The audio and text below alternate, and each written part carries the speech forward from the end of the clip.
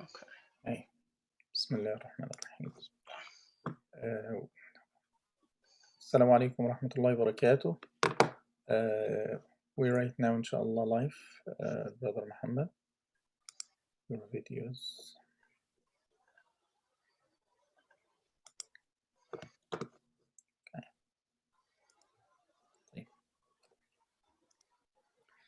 السلام عليكم ورحمة الله وبركاته والحمد لله والصلاة والسلام على رسول الله صلى الله عليه وسلم. Dear brothers and sisters, welcome back to our weekly خاطرة. Every other day we have a different dear brothers from our community, the great young generation we have. So today, Thursday, inshallah, we will start a new series of the Khawatir with our dear and beloved brother Muhammad Mar'i. And brother Muhammad Mar'i, for who doesn't know him, he has a master degree in Islamic society and culture from University of London, and he's here right now. May Allah subhanahu wa ta'ala bless him, and he will start with us inshallah very exciting a series. Very rare to find someone, actually for me, I didn't see someone tell us the history of Islam, the history of countries that we learn a lot from in English. We have a lot material in Arabic, but so rare from our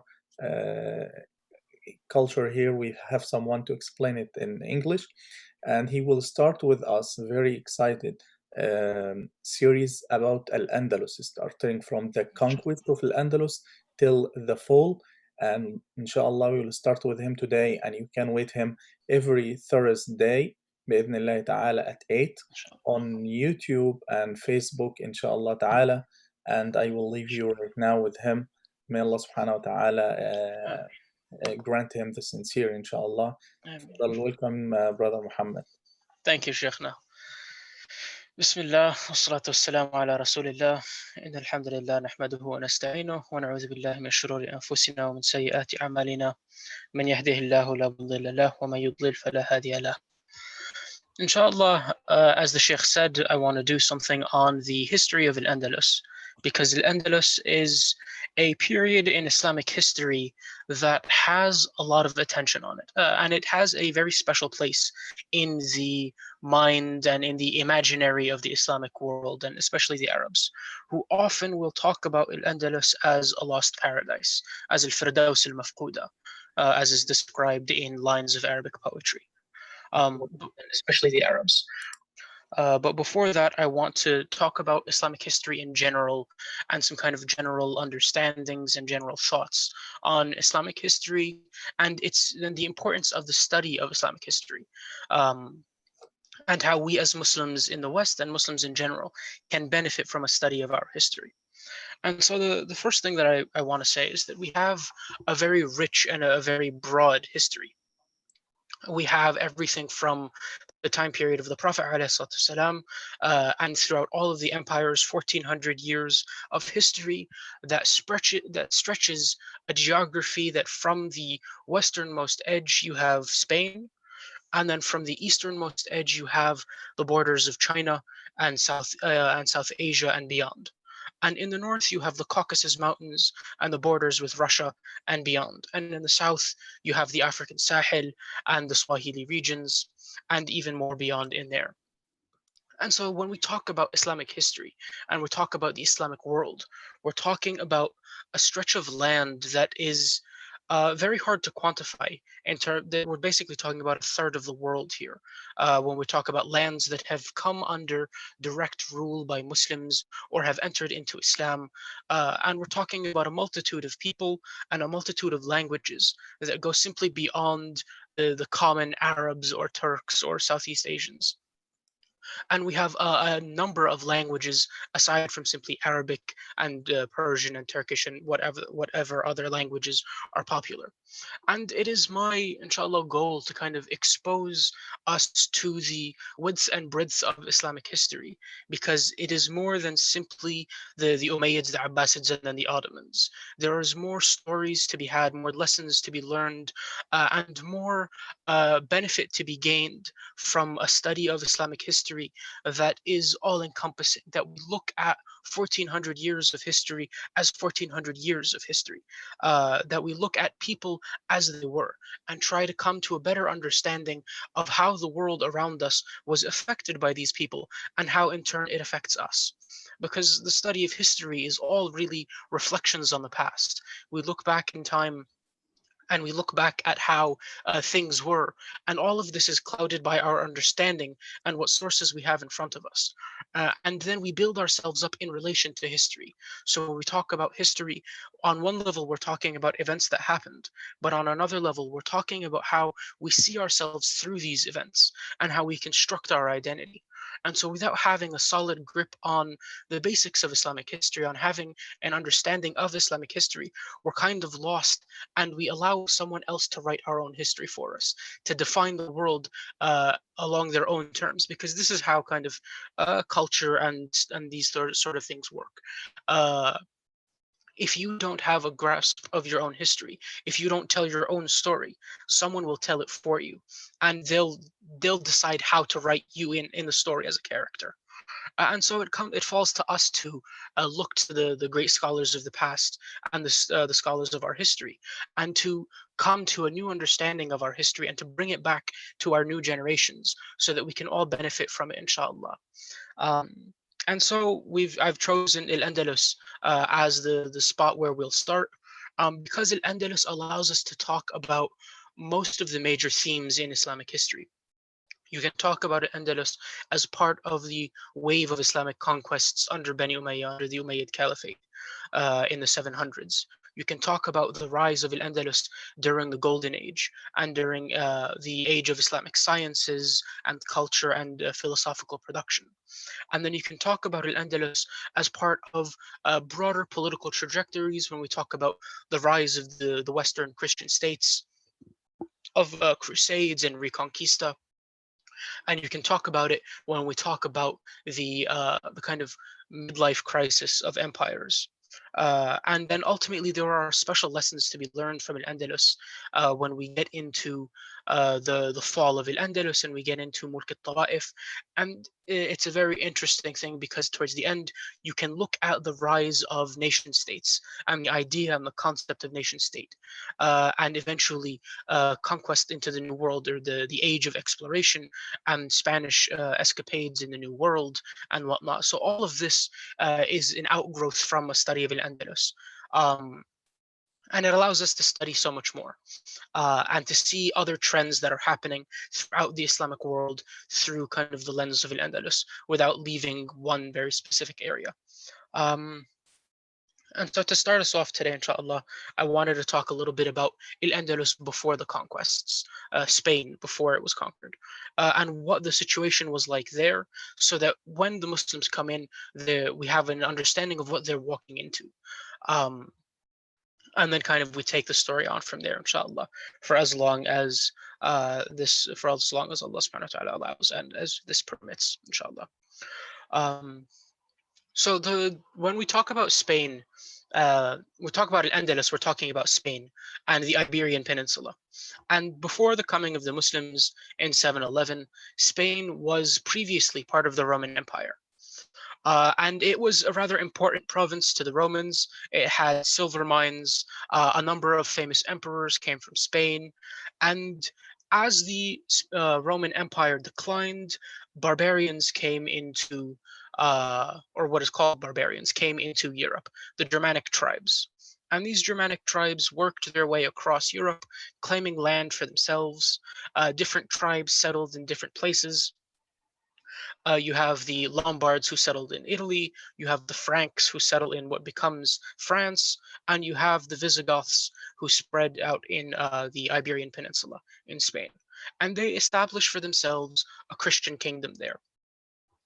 And they go about ruling their kingdom, and they have a very stratified society. For a long while they had rather discriminatory positions against the Jews, and generally imposed feudal um, imposed feudal regulations and feudal policies on the people that they ruled in Spain. And the Visigoths kept themselves apart from the people by and large, so that they were a ruling military class, and the rest of the Spanish Christians were under them. And this allows the Muslims, when they eventually do arrive, to enter into a rather divided country. And there are numerous stories of Christians and Jews aiding the Muslims to rid themselves of the Visigothic overlords, who were rather heavy-handed in their administration of justice, who kept themselves separate from the people and established themselves as a military caste above the rest of the inhabitants of Spain. We're kind of sweeping through the Visigoths and not spending too much time on them, because uh, the goal here isn't to have a kind of in-depth view of what comes before, but inshallah to simply set the stage.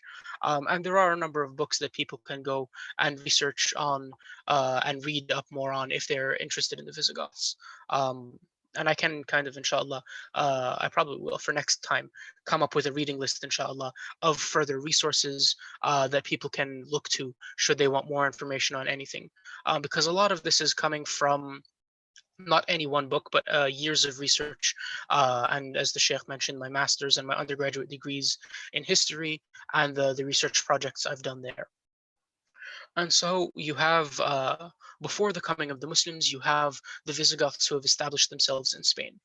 And one of the theories for the name El Andalus and where it comes from, its origin, has to do with how the Arabs saw the Visigothic word or the Germanic word for El Andalus. There are some theories that they may have called it landlots or some variation like that. And when the Arabs saw this, it became El Andalus. And one thing you'll notice when you look at a map of Spain, that a lot of the names of a lot of places in Spain have Arabic origins. So the general southern region in Spain is called Andalusia, which clearly comes from Al-Andalus. You have the island of Gibraltar, which comes from Jebel Tariq. Uh, you have Al-Ghaziras, which comes from Al-Jazira al-Khadra, which is what the Arabs called Al-Andalus when they eventually conquered it. Um, and so there's kind of a lot that can be spoken about here when it comes to enduring cultural legacies when we talk about Al-Andalus, because the Muslims by and large controlled Al-Andalus for 7 to 800 years by and large, from 711 to 14 to the mid 1400s with the fall of Granada. Um, and so you have a lot of Arabic loanwords that have entered into Spanish, a lot of Arabic place names that remain in Spain. You have a lot of Arabic, generally a lot of Arabic words that have entered into the Spanish, or sorry, the Spanish and also European languages by way of translation and cultural transmission from the scientific movements that took place in the Islamic world, and then the companion translation movements that happened across Europe, especially in Spain and in other places, especially in Spain and eventually in Constantinople, translating a lot of the Arabic productions in philosophy, in science, in mathematics into the European languages. And so you have the entrance of a lot of new words that remain even to this day. So a lot of scientific words starting with AL or EL come from Arabic. So one famous example is algebra, which was invented by Al-Khwarizmi, working in Baghdad, and it was his contribution in the field of mathematics, his fusion of the Indian numeral system and the number zero, and his invention of a new system of mathematics that remains to this day and is highly influential. Um, Another example is alcohol, which comes from the Arabic al-kuhl, which has to do with the Arabic study of alchemy, and which became, or which was the precursor to our modern chemistry. And there are even connections between the Arabic word for chemistry and the English word for chemistry, but of course these also have a Greek root as well. Um, so, inshallah, uh, next week, inshallah, we'll start with the the stories of the conquest of Al-Andalus and the ramifications of Al-Andalus, uh, and kind of begin the story from there. I ask Allah subhanahu wa ta'ala to protect us in these trying times and to grant us steadfastness in our faith and to heal our sick and injured and to protect us wherever we might be. وقولي قولي هذا واستغفر الله لي ولكم. Jazakallah khairan, Brother Muhammad, for the beneficial history information that you let us enjoy every time we listen to you. Dear brother and sister, inshallah, see you next Thursday. I hope Brother Muhammad can give us more than one day, inshallah. And Brother Muhammad, by this way, you will give us a chance to have some entertainment in Ramadan while we Inshallah. listen to the history from you Inshallah. as a beneficial alternative from the series, يعني, Inshallah. on the TV. Jazakallah khairan, inshallah. See you Inshallah. next Thursday. Assalamu alaikum wa rahmatullahi wa barakatuh. Wa alaikum salam wa rahmatullah.